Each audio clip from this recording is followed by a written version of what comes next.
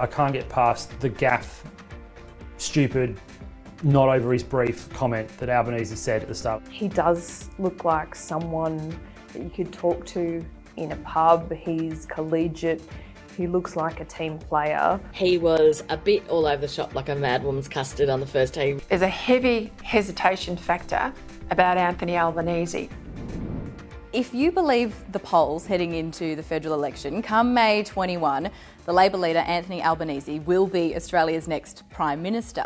He's been in the public eye and the federal parliament for more than 2 decades, but the biggest criticism that Albo faces is that Australians don't know who he is. So how does he change that? We've spoken to some of this country's most respected political insiders to get their thoughts on how his campaign has shaped up and just whether he can do something that Labor hasn't been able to do for so long and win. He's been in public life for 26 years. The fact that Australians still don't really know who he is or haven't got a handle on him is interesting. There's a heavy hesitation factor about Anthony Albanese. Labor's job between now and polling day will be to remove that hesitation, and the Coalition's job will be not only to frame him, but to keep that hesitation there, particularly given the concern people have about the economy, COVID recovery, and in particular, national security. All of the experts we spoke to for this story, though, pointed to one moment on day one of the election campaign that has dogged Anthony Albanese ever since. Economically, I can't get past the gaff, stupid, not over his brief comment that Albanese said at the start. What's the national unemployment rate? National unemployment rate at the moment is, I think it's 5.4. Sorry, I'm not sure what it is. The cost of living problem is there, no doubt. But to not understand that part of the reason that cost of living is going up is because unemployment is now below 4%, that interest rates are the lowest they've ever been and people have never had more money in their bank account because of it, was for me really, really hit home. Now, of course, when you talk to rusted on Labor supporters, they get very cranky when you talk about that. It's like, don't talk about my beautiful son that way, like as if they're talking about their child at school. But, the Labor Party themselves admit that Anthony Albanese played right into Scott Morrison's hand during that first early days. He was a bit all over the shop like a mad woman's custard on the first day. He was talking too much in his press conference. And then that led eventually into that unfortunate gaffe in Tasmania where he couldn't remember the national employment figures. They got off to an absolutely terrible start. I mean, it was a week full of gaffes, and then Anthony Albanese got COVID. Ironically, him getting COVID is when they got their mojo back.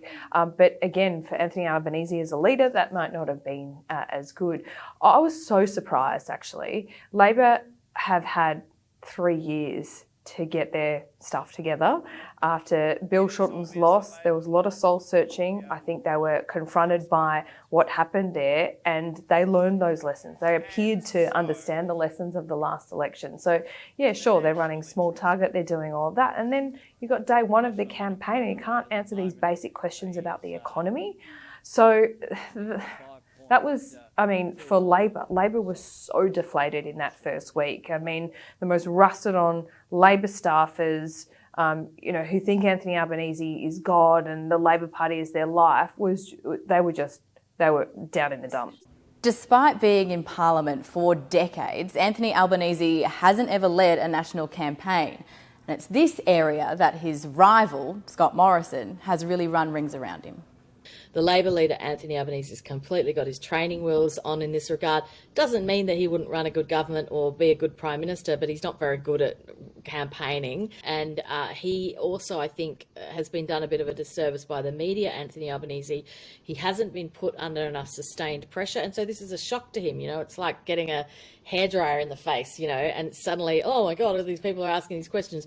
Whereas Scott Morrison gets his day in, day out, people shouting questions at him. So he's just a lot more, he's like an athlete who, dare I say it, the Prime Minister is like an athlete, but he is like an athlete who has had to run a marathon. He's had to deal with this all the time. He's used to journalists shouting questions at him. He doesn't go to water. He fights back. And, you've seen that, for example, in the recent fortnight with the controversy over the candidate for Warringah, Catherine Jeeves.